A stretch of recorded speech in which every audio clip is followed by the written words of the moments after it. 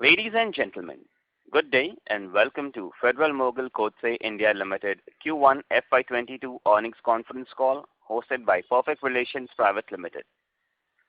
As a reminder, all participant lines will be in the listen-only mode, and there will be an opportunity for you to ask questions after the presentation concludes. Should you need assistance during the conference call, please signal an operator by pressing star then 0 on your touchtone phone. Please note that this conference is being recorded. I now hand the conference over to Ms. Mamta Samat from Perfect Relations. Thank you, and over to you, ma'am. Thank you, Neerav. Good evening, everyone, and thank you for joining us on Federal Mogul Kotse India Limited Q1 FY22 earnings conference call. Today we have with us the senior management represented by Mr. Vinod Kumar Hans, Managing Director, Mr. Manish Chadda, CFO and Finance Director, Dr. Khalid Khan, Director, Legal and Company Secretary. Before we begin, I would like to add that some of the statements to be made in today's discussion may be forward-looking in nature. We will begin the call with a presentation from the management, after which we will have the forum open for interactive Q&A session. I would now request Dr. Khalid Khan to start the presentation. Over to you, sir. Thank you, Mamta. Good evening, everyone. Forward-looking statement. Let's go to the second slide, which is about the company's overview. This company was established in 1954 as a joint venture company, and it is one of the leading manufacturers of automobile components. The company is based in Gurgaon, Haryana, and it is engaged in the manufacture, supply, and distribution of automotive components in India and internationally. So it mainly offers pistons, piston rings, piston pins, valve seats, and valve guides. The company caters to automotive, heavy-duty, motorcycles, energy, industrial, power generation, railway, and defense industries. FMGIL manufactures world-class products at its state-of-the-art manufacturing facilities, which are located at Patiala, Bangalore, and Bhiwadi. The company now operates as a subsidiary of Tenneco Inc. post Tenneco's acquisition of Federal Mogul LLC. The company employs around 5,000 employees, and it has got 3 manufacturing sites, 2 sales offices, and 13 warehouses. It has 30 plus OEM customers. Now let's come to the shareholding pattern, which is as of 31st July 2021. So public shareholding is 25%. Promoters are holding 75%. In the public shareholding, 1.80% is held by a mutual fund and 0.13% is held by FIIs and FTIs. Let's go to the next slide. We have on the board of directors 9 directors. 3 directors are independent. Mr. K.N. Subramaniam is the chairman and independent director. And then we have Mr. Sundareshan Pillai, who is also an independent director. And besides these gentlemen, we have Nalini Jolly, who is an independent women director in terms of requirement of the listing agreement and Companies Act. And then we have Mr. Vinod Kumar Hans, who is our managing director. Myself, full-time director, legal and company secretary. Mr. Manish Chadda is full-time director, finance and chief financial officer. Then we have Rajesh Sinha, who is full-time director. Mr. Sumit Kapoor is a director. Mr. Sean Mary is a director. I think that's it from the list of the board of directors. I would now request Mr. Vinod Hans to take it over from here. Mr. Vinod, over to you. Thank you so much. Yeah, thanks, Dr. Khalid. A very good afternoon to everyone. We'll quickly go through the presentation, although some of you, most of you, I would say, joined last time, so not many changes. So allow me to go quickly through this. So on slide 6, our competitive strength, our credit rating are long-term A plus and short-term A1 plus. On the R&D center and global edge, we are very happy that we have a very seamless technology transfer, and our R&D center in Bangalore and Bhiwadi, they are they have a direct access, and there is no firewall system on the technology transfers. With respect to supplies, as Dr. Khalid mentioned, we supply to more than 30 odd customers here, and within that customer, we are nicely segmented between the different, I would say, business segment, whether it is passenger vehicle or two-wheeler or commercial or highway, industrial. So we will discuss these in coming slides. So this diversified segment, of course, gives us a little bit leveled performance because different segments are behaving a little bit differently in the market. On the liquidity, we still have a pretty good financial liquidity, and on the team aspect, I would say very experienced and stable team we have. On the next slide, on the manufacturing facility, as Dr. Khalid mentioned, all three facilities we have in Punjab, Patiala, Rajasthan, in Bhiwadi, and Karnataka, Bangalore. So all these facilities are certified to IATF 16949 quality standard, ISO 14001 standard, and ISO 45001 standards. With respect to the OEM market position on the next slide, we have a leadership position in piston ring and seats and guides. I would say significantly better than number 2 player. In pistons, we are overall number 2. However, when we strip out between the fuel category in diesel, we are number 1. But overall number 2 in pistons. On the next slide, on the revenue mix, nearly 14% of our export, 14% of our revenue is coming from export and 86% from domestic. Having said this, in this quarter, the needle moved a little bit more towards export side. So we did 15%, and this needle, we believe that will continue to move forward, and we are looking to increase our export pie overall, in the business. And there will be some significant event maybe next year, which we'll discuss during the Q&A sessions. With respect to revenue split by segment, as I mentioned, that we are nicely split it into the segment. So in passenger vehicle and light commercial vehicle, we have exposure of nearly 1/3, 36%.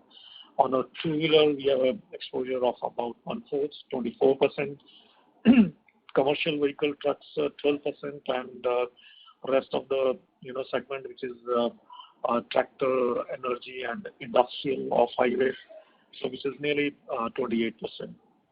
So if you have to see how we are segmented vis-a-vis the electrification challenge which we reference, so 2 ways to look into that. If you see from a segment perspective, 40% of our business, which is industrial or highway and also commercial vehicle, is largely insulated from electrification. Having said that, there will be in commercial vehicle a small portion of the city buses which will go on for electrification.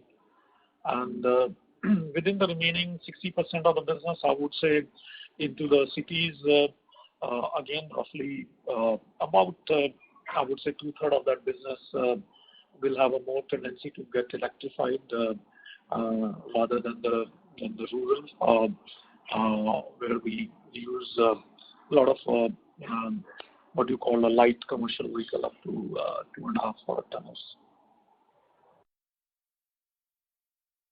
On the next slide, this again, we showed in last call also that there's overall a drive from the customer to look at better fuel economy and low emission guided by the government and durability again, I would say, more from expectation from customer point of view.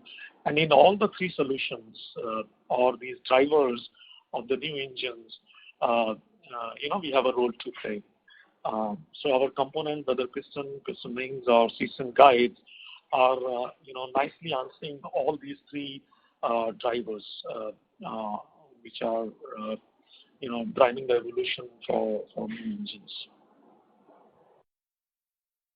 On slide 11, this is more on the focus side, and Manish will discuss more during the Q&A session. But our focus is of course to reduce operational cost. We are working on a lower capital intensity options. And again, some of this we'll discuss during the Q&A session.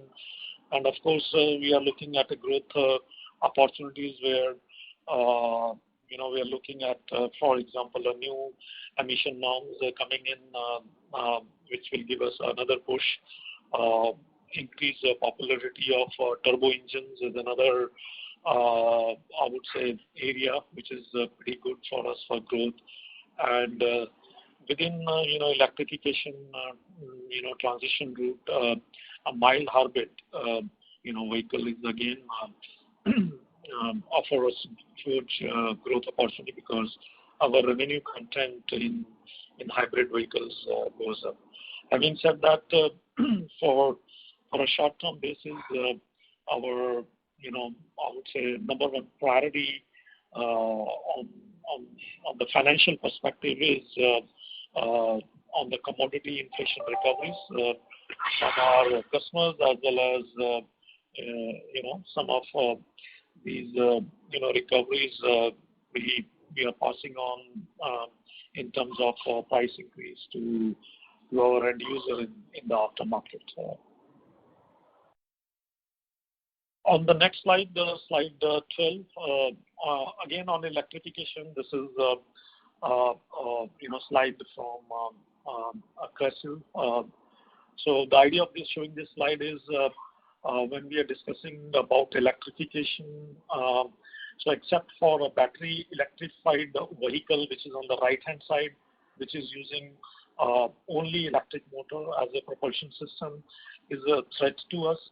But all other forms, which are micro hybrids or mild hybrids or plug-in hybrids, they all use internal combustion engines, and we have a full participation into all these variants, except for pure battery electric vehicles. So with that, I will hand over to Manish Chadha, our CFO, to run you through the financials. Over to you, Manish. Thank you, Vinod. Good evening, everyone.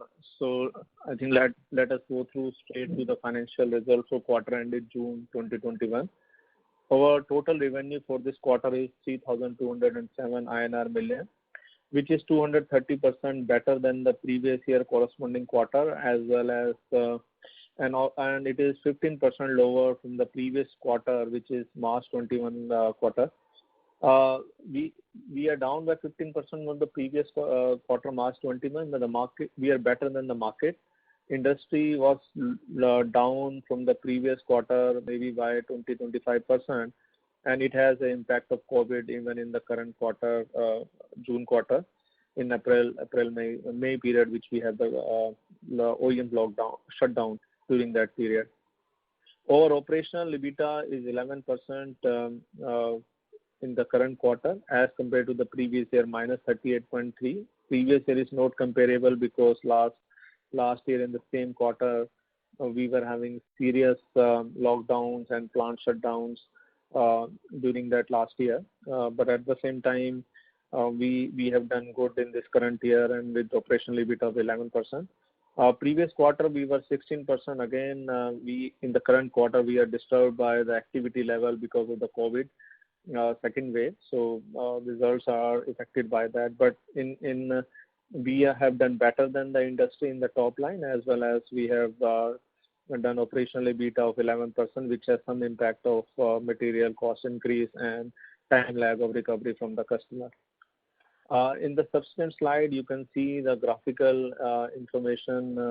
The revenue is up by 230% from the previous year and 15% lower.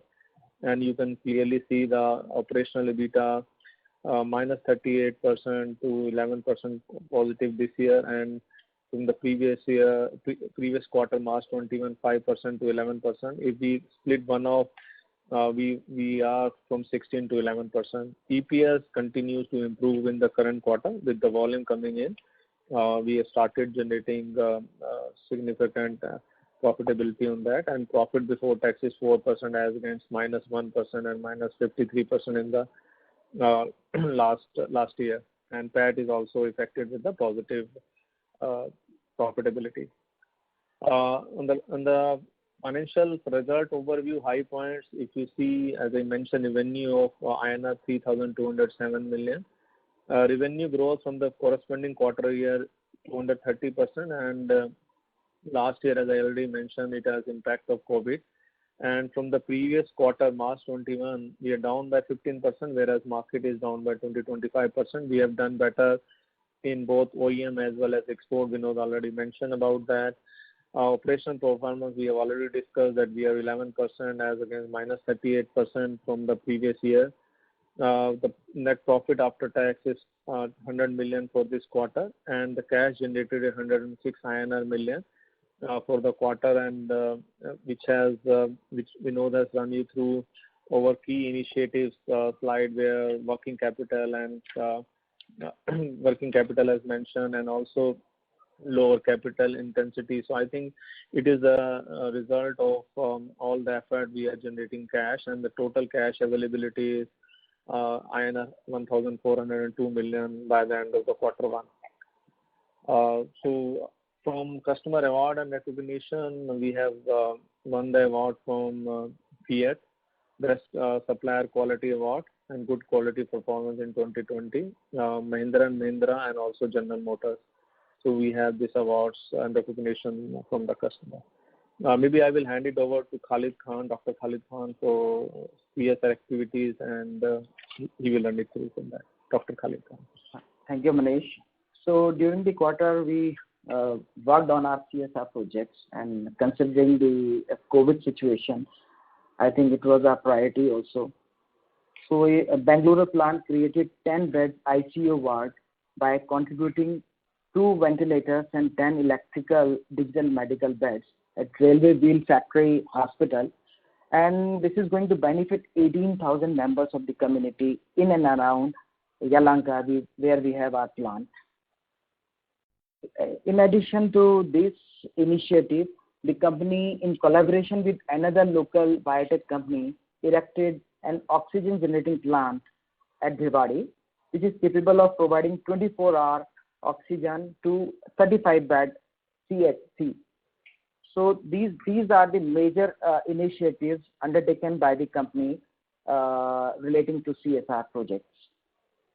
Thank you so much. Over to Ashish and Mamta.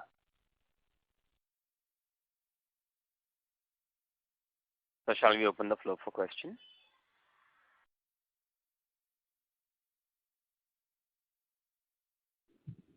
Thank you very much. We'll now begin the question and answer session. Anyone who wishes to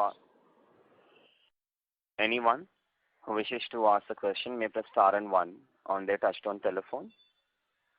If you wish to remove yourself from the question queue, you may press star and 2. Participants are requested to use handsets while asking a question. Ladies and gentlemen, we will wait for a moment while the question queue assembles. Participants, you may press star and 1 to ask a question.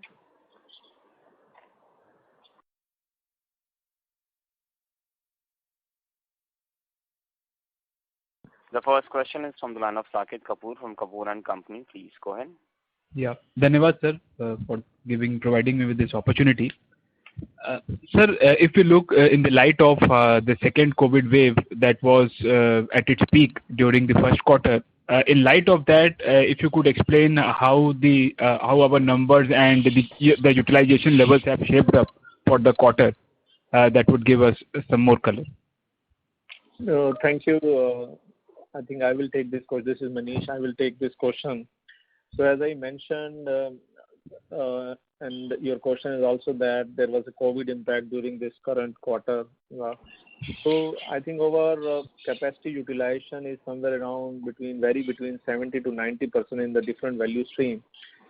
I think that should, so we have almost, I would say, average 75 to 80% capacity utilization. Right, sir. And so if I just add on, since you asked how did we do about the industry, so the number, we have from the industry is, for example, if you take a passenger car or utility vehicle and roll up put together, and we are comparing, quarter to quarter basis because last quarter is not a right quarter to compare. So we see overall, a drop of 26%, of course, related to shutdown, and some of this was the semiconductors, and the commercial vehicle was further impacted, being a heavy consumer of oxygen. So they were dropped. The trucks had a drop of 52% on a quarter-to-quarter basis, and a two-wheeler, three-wheeler combination was nearly 35%. Tractor was one, segment where the drop was minimum, but it was still at minus 16%. So just to give you a flavor, if you really put our numbers together and go for these kind of exposures, so the overall industry, the way we are, exposed was down by more than 30%, actually, 31, 32%.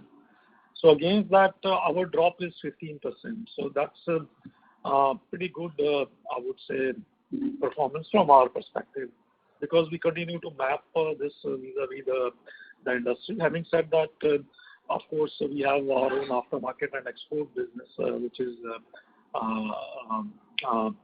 it saves us from this kind of, I would say, fluctuation.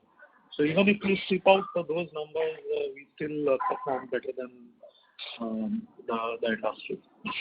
I hope that answers your question. Sir, since our business is totally based, I think most probably related to the OEM part of their production lineup. So they also took outages because of the COVID being very relevant in that quarter. So how are things shaping up going ahead, and what is the outlook from your OEM partners? So on a high level, if you see the outlook, say for this quarter, we are already 7 weeks into this quarter. If you have to put a very high level numbers, this quarter is, from a demand perspective, which we have, from our customers, is really, nearly 85 to 90% of the first quarter, means which was January to March quarter for this year, which was the peak.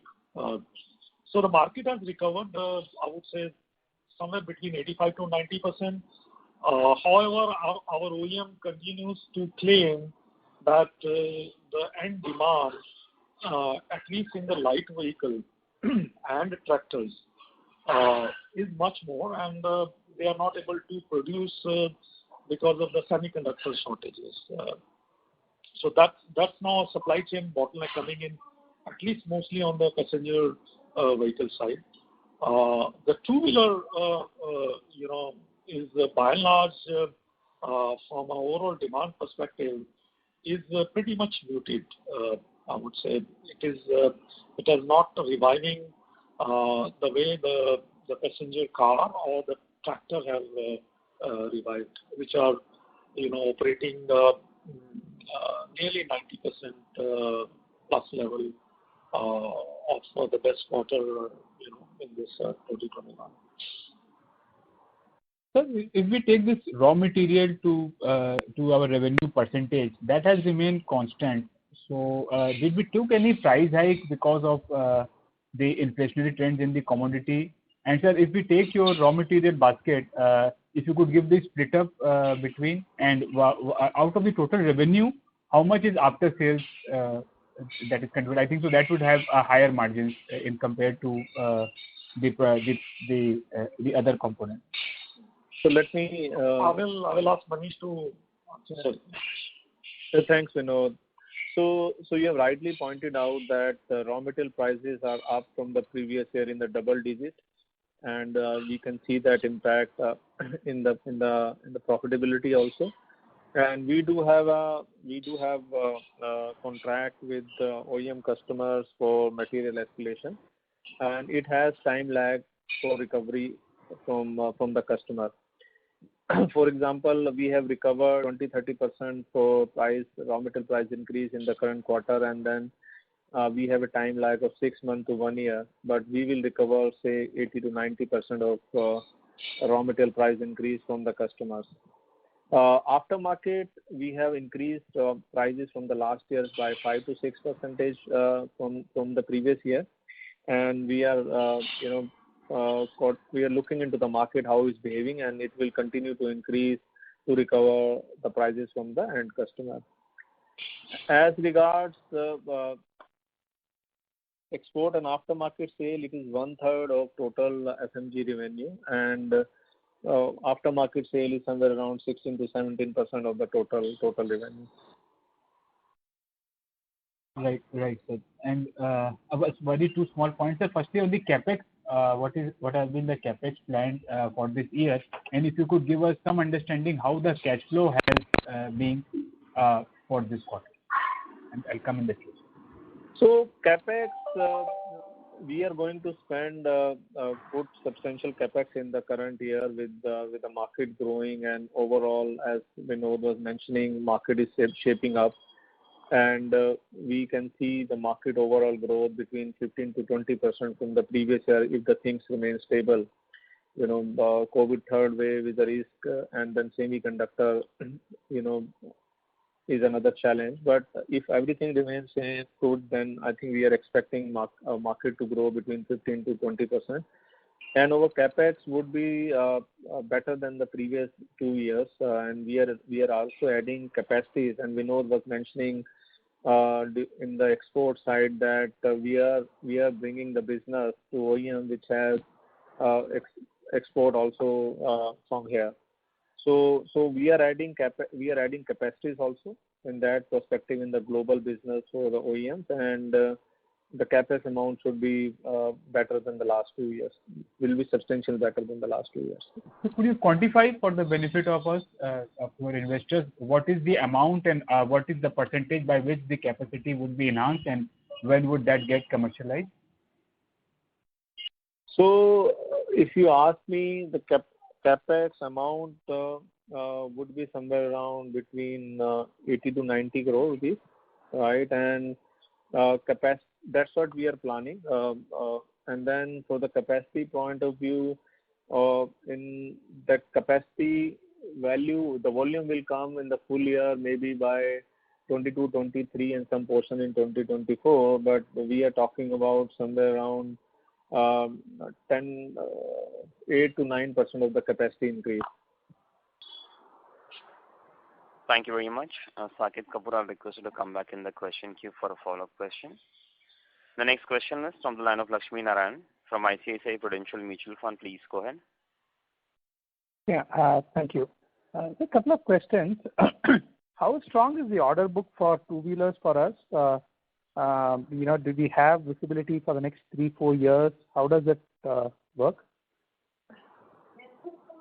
So our understanding is overall, we see that in next 3 to 4 years, the ICE engine motorcycles will remain flat, or maybe they will grow by 2 or 3%.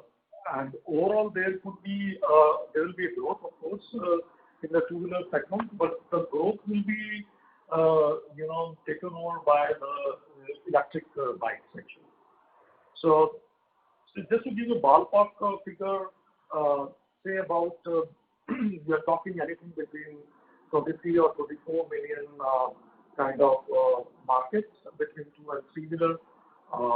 And at the moment, between the several electric players, we see a capacity generation of about 3 to maybe 4 million. That's the visibility we have. Sorry, sir, I didn't get. There is some background noise. I couldn't gather you, sir. Can you? So when we talk about the electric bike capacity, and when we talk to our customers and others, so we see a capacity of roughly about 3 to 4 million of two-wheeler in the electric category, which means in next I would say till 2025 there could be about 3 to 4 million of the total bike getting electrified, which is roughly about 15% of the market. I don't know whether that answers the question. Okay. Now, when you are putting capacity, it is how fungible it is between the various types, or how does one understand that? Because you have multiple products and multiple categories, right? So over last few years, we have been careful that to give a broad idea that the capacity is completely fungible between today a gasoline piston for a two-wheeler, three-wheeler, or a passenger car. Okay, so that's where we thought that we are not. I mean, it's not a big difference, so that our capacities are not dedicated to a particular segment. So that has been our effort. Similarly, on the other side, with Euro 6, norm coming in, and thanks to these type of vehicles like cars or safaris, and which is 2 liter plus kind of categories. So we are trying to see the commercial vehicle and a tractor kind of segment. They can be fungible,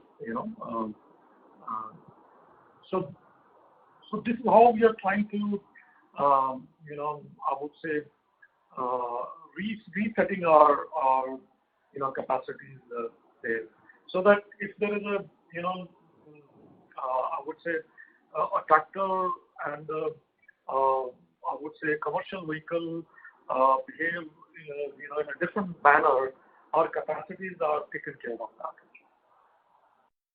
Got it. So on the two-wheeler, you're saying that at least that the current volume, which will translate to your order book, will be maintained at least for the next 3 years. There won't be any drop in orders from two-wheelers for 24%. That's what we estimate, that there will not be any growth in this category for us, by and large. While we say that, I have to be also, be frank that with this new bike coming in, we are entering new customers also. So we have added, two customers of two-wheeler whom we were not supplying, and happily, they have chosen us for their export model. So we are trying to, I would say, within that market, at least expand our base with customers, at least on the high end of the motorcycle, so that our. So did I hear it right? So did I hear that you added 2 new customers in two-wheelers last quarter? Did I hear that? That's right. Okay. Sir, and how seasonal are your quarters, like Q1, Q2, Q3, Q4, right? In general, in a steady state, right? How seasonal it is? So I don't know. I mean, with this last 7 or 8 quarters, we have lost the sense of season. But by and large, we have seen that the quarter of January to March is always the best, and a quarter which which is typical, September, October, November time, that zone where there's a festival season. So that is also very close. And I would say April to June quarter normally is the lowest quarter. Okay. And you could get only 80 to 90% of the price escalation, that too, prolonged over a period of a year, right? Is it always the case that you can actually catch up only 80 to 90% of the price raw material increase? And why is it so prolonged in general? Like 1 year is too long, right? And of course, during that time, the prices may also come down. So how do you handle this volatility, and why are you unable to capture the entire raw material increase? So historically, we are trying to improve this contract. First of all, so if I have to take a scenario which is 4 or 5 years back, only 60% of the business, we were doing with OEM were put into escalator. Today, our nearly 80% of the business is hedged up with our customers. You are not audible, sir. Yeah. Is it better now? Yeah, it is better.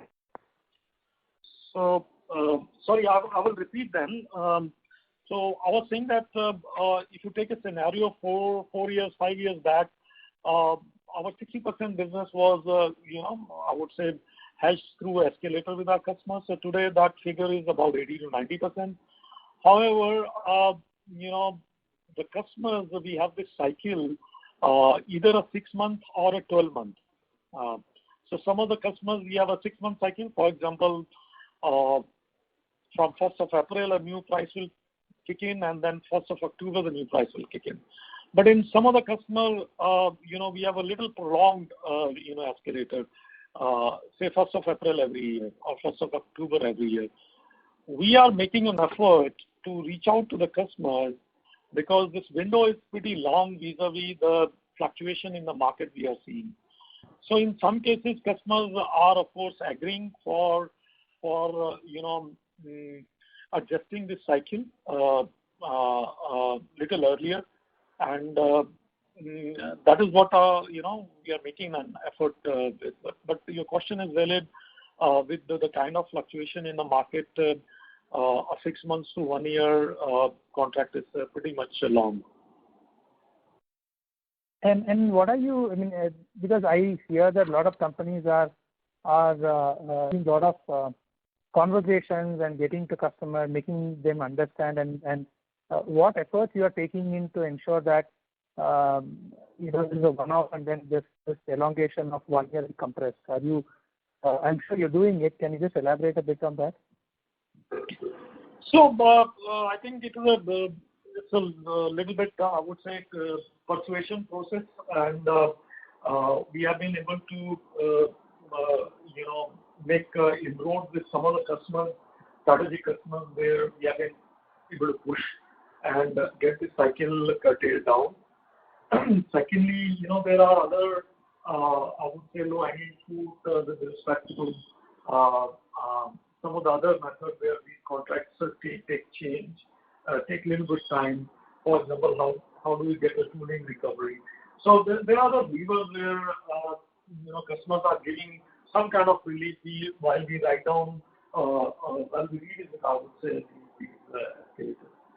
I mean, if we compare, for example, with a typical a sheet metal-based supplier, of course, the kind of fluctuation and kind of exposure, typical these kind of companies are nearly 70% material cost. So for them, the OEMs have gone ahead and gone for a quarterly, even in few cases where the steel is extensively used, even a 6-week cycle.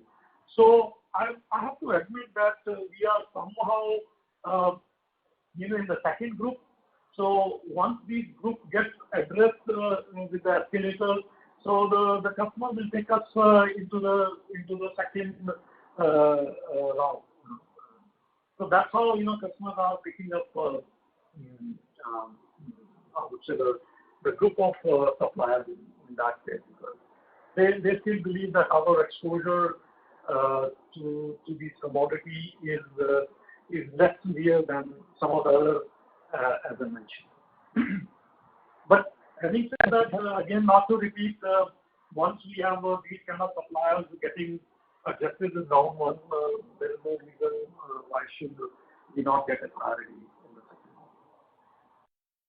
Okay. Thank you. I'll come back in queue, sir. Thank you. Thank you. The next question is from the line of Jatan Naik from ICICI Mutual Fund. Please go ahead.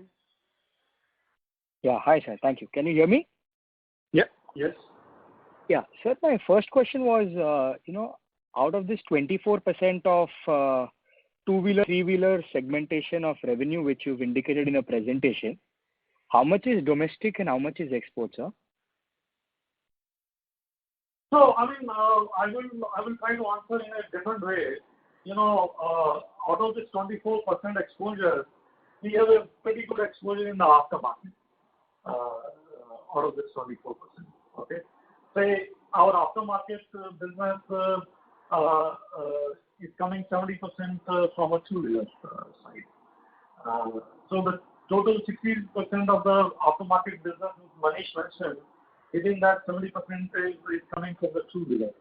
So I hope that answers your question, that we are not in a stress mode within that. And within that 24%, I would say about 5 to 8% is via export. Okay. And sir, you indicated that you acquired 2 new OEMs. I mean, are they Indian OEMs for the export markets or? No, they are Indian. They are Indian OEMs. They're Indian OEMs and you've got new orders from them for the bikes which they export. Correct. I mean, of course, they will make it domestic also, but this is intended for export. Okay. So after the acquisition of these 2 OEMs as your clients now, are you catering to all OEMs on the two-wheeler side? So if you see in our slide, which we have mentioned the customer, the last slide. So I don't know if there's any other two-wheeler manufacturer who is left whom we are not supplying. So you have to. Sure.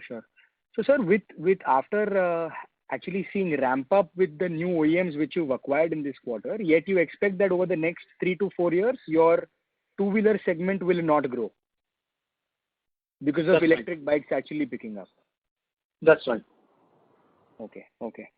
Also, sir, next question was the capex which you've indicated 80 to 90 crores. Which segment? I mean, this capex is predominantly going to come in. Which category? I mean, is it for which customer class? Manish, would you take this question? So yeah, Vinod, thanks.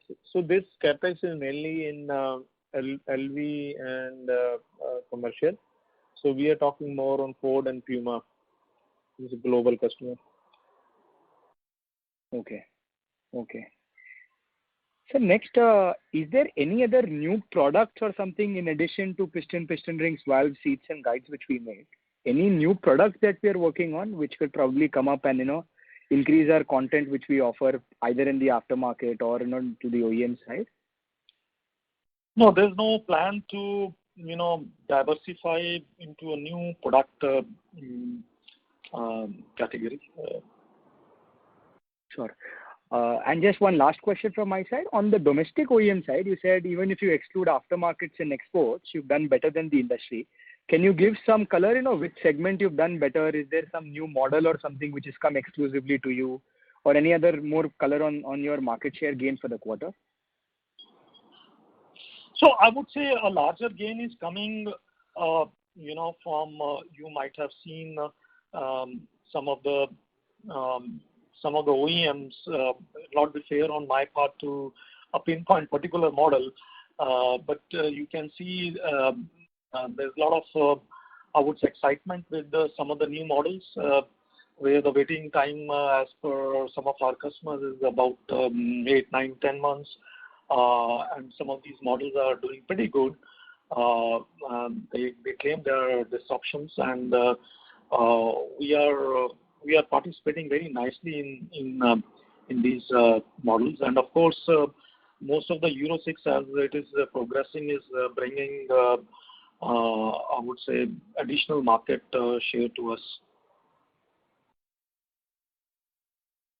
Okay. So, thank you. Fortunately, just to give you a reference, that although if you take a 6 months prior view, the diesel was going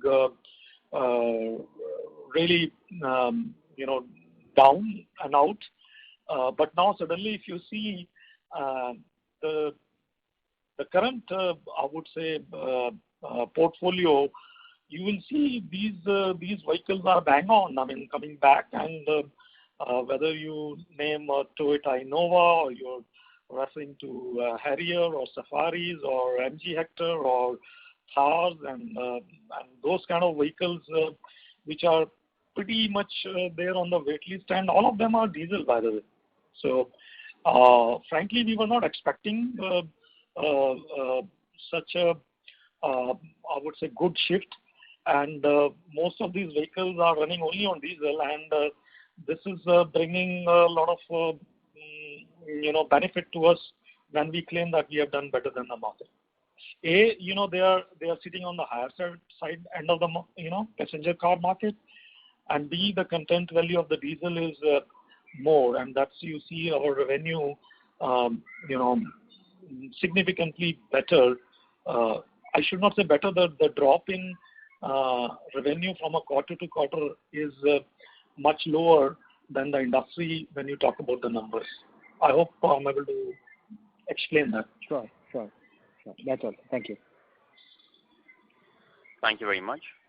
Participants, you may press star and one to ask a question. The next question is from the line of Shreyansh Mehta from Shree Capital Service. Please go ahead. Hi, thanks for taking my question. So, a couple of them, if you can kindly help me. I heard that you have a capex plan of about 70-80 crores coming up over next 2 years. Can you give some understanding about which of the three manufacturing facilities that we have, where what amount is likely to be spent out of this capex? So basically, what I mentioned, 70 to 80 crore for this current year, and it is in both the location, Patiala and Bangalore, for piston and piston rings. Major contributes for this product. Okay, and if you can also help me for understanding what percentage of our revenue comes from which of these three manufacturing locations in some kind of share. Can you give some broad understanding, please? So maybe I will answer. So we have two products, piston and piston ring, which is combined, and we have valve seats and guides. So in the total business, valve seats and guides is 12%, and piston rings is almost 88% of the total revenue. I hope. That definitely is helpful. But if we want to bifurcate the revenue from manufacturing locations perspective, so all this, let me answer this. All the 12% which Manish mentioned is coming from Bhiwadi, which is a dedicated for seats and guide business, and the remaining 88% is I think evenly split it between Patiala and Bangalore. Okay. And about cash that we have on balance sheet, you mentioned that it's about 142 crores as on end of this quarter, and you have some capex coming up. Any understanding about dividend payments which will start happening to the shareholders in coming times? So let me take this question, sir.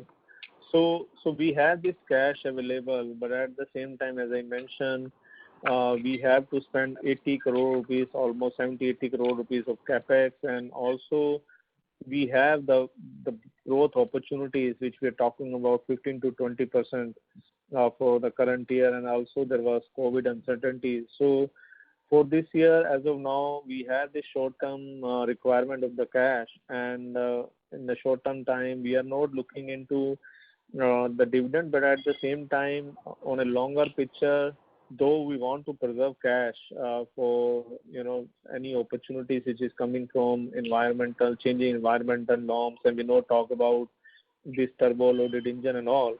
But at the same time, we are reviewing our dividend situation based on the situation we are in. So as of now, 22, 23, 21, 22, we have this growth opportunities, or even top line, we see growth should be 15 to 20%, and we have capex involved into this. But at the same time, we are reviewing the dividend strategy with the available cash. I understand. Did I get it right when you say 15 to 20% growth? That is the top line which you are talking about, and will that result in equivalent upside in the bottom line, or will that be much more? So this 15 and 20% growth is the opportunities depending on the COVID, because we hear about third wave and all those disturbance, which is a risk. But at the same time, and we are talking about the top line growth. On the bottom line growth, we already discussed about this MCS portion where we have 6 months to 1 year contractual time lag, which we are trying to expedite, and we will have the recovery maybe in the next year for this escalators, right? So to that extent, that will be a challenge. But on the other hand, we are continuously working on working capital, fixed cost reduction, and all. So we are striving for that. But I think the risk is this MCS recovery for this 15 to 20% growth. I understand. Just last question, if you can kindly help. There have been on and off, discussion, not exactly at the company level, but in the media and all, that there may be some kind of consolidation of operations from these manufacturing facilities at different places. And there may also be some kind of monetization of some surplus land, etc. in Bengaluru. Any understanding? Can you share anything on this, please? We have absolutely no idea about that, and there is no plan as such from the company side on all those things which we have already mentioned. Right, fine. Thank you so much. Wishing you best. Thank you. The next question is from the line of Nitin Gandhi from KIFS Trade Capital. Please go ahead. Yeah, thanks for taking my question. In continuation of previous discussion, do we see any threat for maintaining 11% EBITDA margin for 20% growth which we are envisaging this year? And how is this quarter one? Is it generally 20-22% of the whole year, or it's less than? So let me take this question. So as if you see, did mention that last 7 to 8 quarters, because of the COVID, we were not talking about seasonality, but on a general, April to June is always a lower quarter as compared to full year. And so for this year trend, yes, I think 22 to 23% is the number, and we are talking about the 15 to 20% growth over last year. So you're right, it is 20 to 23%. And maintaining 11% profitability, we don't see challenge if we achieve this volume which we are talking about. In the current quarter also, we have the time lag of recovery. So I think if we will achieve this volume, we will definitely strive for better EBITDA with the action we did mention, but we don't see 11% is a challenge considering the efforts and the volume which we are talking about. So you will keep generating a significant cash flow. So in fact, if you see out of whatever cash on hand, you don't need, because you will be generating approximately 150 crore cash flow for FY23 also. So as I mentioned, if you see our cash generation is mainly, we are focusing more on working capital reduction, which means inventory reduction, vendor days increase or data. So I think we have reached up to the level of inventory, minimum inventory, And at the same time, now I'm talking about 15 to 20% volume growth for year 21-22, and also we are talking about capex of almost 80 crore. So that's why we are saying this year we would see, now for the next 9 months, we would see increase in working capital. So I think the next 9 months we would not be generating as much as cash. We will be generating cash from the business, but at the same time there will be investment.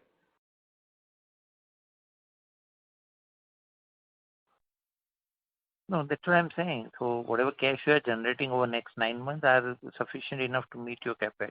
So existing cash will, anyway, you will continue end of every quarter to be maintaining 125, 140 crores cash. So that's what I said. We want to be more cautious in this current financial year. We have uncertainties of COVID and all, where we have not still country or globally or worldwide we have not passed through. We want to ensure there should not be any uncertainties in the business. We should have sufficient cash. We have opportunity to become a global preference in India for this business is shifting to India, global business, and we want to ensure that we would be the first choice with our financial viabilities, and we would be able to make handle all situation in these uncertainties. And as I already mentioned, after this 1 year, definitely we are looking for our dividend policy with the surplus cash. That's what I did mention in my earlier conversation. No issues. So, barring COVID uncertainty, there are nothing big plans or anything. Is there any something which Tenneco is likely to help us because of outsourcing, that advantage of India manufacturing? Something can you share on that? If anything is happening. Maybe I will give it to Vinod for this. So just answering your question, Manish kept on mentioning about the working capital and also preparation for some of the global business getting shifted here. So I have to qualify that larger arrangement with our global customer is say for example if you are making engine here, so now production base will shift from Europe to here. So we are going into a kind of I would say 4-party discussions like the one party is of course that way, another is the local global customer here, and then the global headquarters customer and our current production base in those countries. So obviously there's a transition process into that, and it's a 4-party arrangement, and largely there's a conversion that India is able to get the confidence, particularly with the Euro 6 experience coming in, and products getting made here are now at the same global acceptance level. So, and then this transition we'll see in the phase 1 and phase 2, maybe even higher, which Manish mentioned for 23-24. So I would say our larger capex is directly towards rearranging the whole global footprint. So, and for that we have to I would say keep the cash should it not become a bottleneck. Secondly, even if you talk about the domestic markets, we are pretty much excited about the way the post-COVID the whole market has shifted, say, for example, from a 10 lakh car to about 18 to 20 lakh car. We never imagined that this will happen. Similarly, we are also excited on a commercial truck also. Typically, for example, a 6-liter plus engine truck is getting more traction today than what even the OEM will imagine. So all this is also good news for us actually overall. Thank you very much. All the best. Yeah. Thank you. Thank you. The next question is from the line of Lakshmi Narayan from ICICI Mutual Fund. Please go ahead. Yeah, thank you. Again, so if I just look at your profitability, right, and if I just go back to FY18, FY19, etc., your first quarter gross margins were higher in FY20 or even in FY19, and of course the EBITDA margin also consequently was higher. So can you just help us understand as to what is the band of margins you like to operate, and whether as an organization you focus on conversion margin or gross margin or EBITDA margin, and what band you want to actually focus, and how do you measure your outperformance, etc. I mean, just want to understand how the firm looks at margin bands and which margin you actually take into consideration. No, thanks for your question. So you're right. If you talk about 18-19, our margins were somewhere around 15 to 16%. It has actually mainly driven by the volumes. So first of all, we were not in the volume where we were in 18-19, and with this current year growth which we are talking about, I think we will be at the level of 18-19 of volume, which if everything goes well and the market forecast which we are looking for. Having said that, we are monitoring ourselves more in EBITDA percentage, and we are hardly having any interest. So we monitor our operational profitability and also look into the SG&A separately. So from ideally we would like to have this 15 to 16% of EBITDA, which we were achieving in 18-19. 14-15 we were achieving. So now actually the major delta, if you see, is this MCS cost, which is gone up by double digits. I'm saying double digit, but it is somewhere around 30 to 35% increase from the previous year. Material cost, right? Yeah, material cost increase. Okay. So, and we have already mentioned that we will be recovering in overall year-to-year basis 80-90% of the total material cost increase, but not be in this year. Some portion there will be time lag to the next year. And over and above, we are adding operational, productivity into this. So answering your question in a perfect word, yes, we are striving for 15 to 16%, but it has different elements in that. One is definitely the activity level, volumes, which are major portion where you can absorb your fixed cost. And even during COVID period, we have gone through, look into our fixed cost, and we have reduced that, and it is a continuous exercise for us. The another thing is this material cost increase, which is very substantial from the previous year, even for 18-19 perspective. And we have a recovery plan. And we also have to keep in mind, there was a question on 80-90% recovery. We have 1/3 of the business is export and aftermarket, where the recovery is market, though we are, increase the prices, but it will not be one-to-one with raw material prices. It has to also look into the market sentiments. So answering your question, yes, we monitor our performance EBITDA percentage, and ideally we would be in the range of 15 to 16%, depending on the volume, as well as now the challenge for this year is the material cost available. So thank you so much for elaborate answer. I'll just add to this, to keep out only this quarter, out of 13 weeks, really we have to close down our plant by on an average 10 days actually.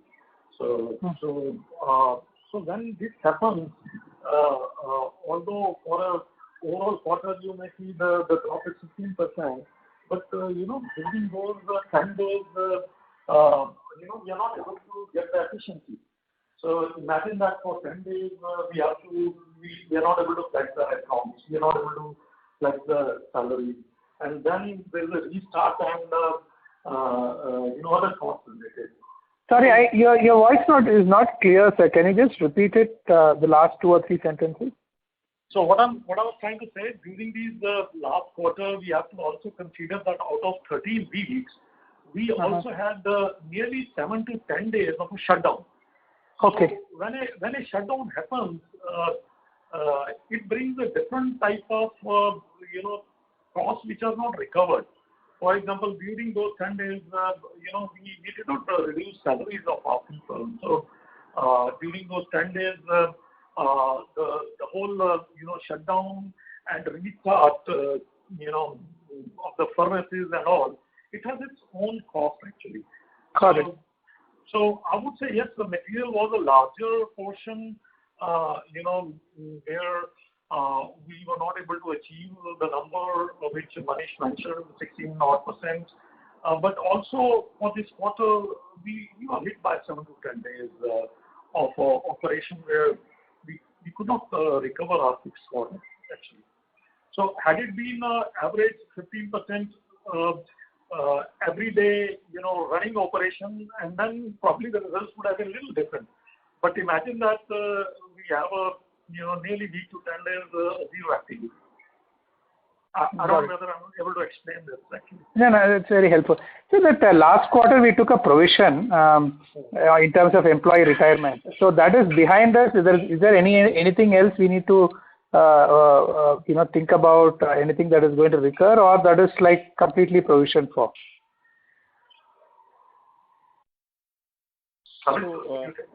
Khalid?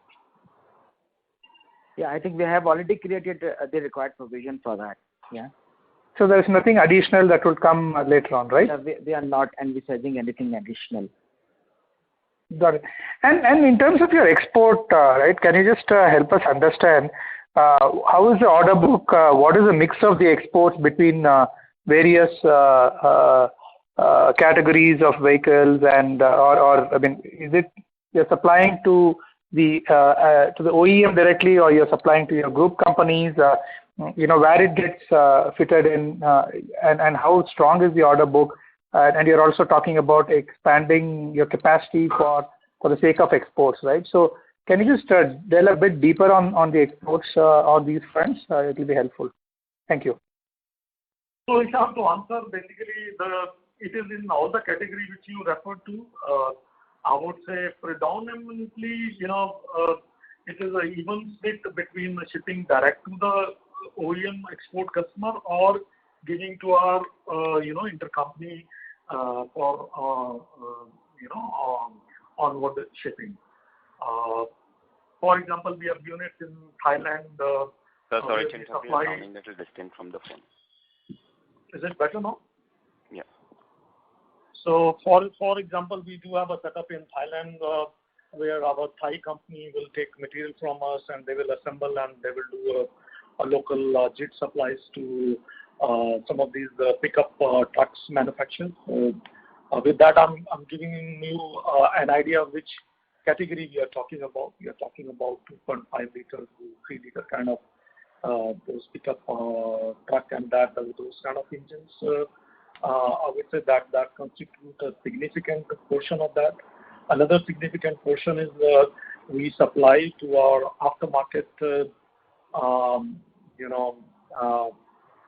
in US, which are, I would say, a mid-size engines.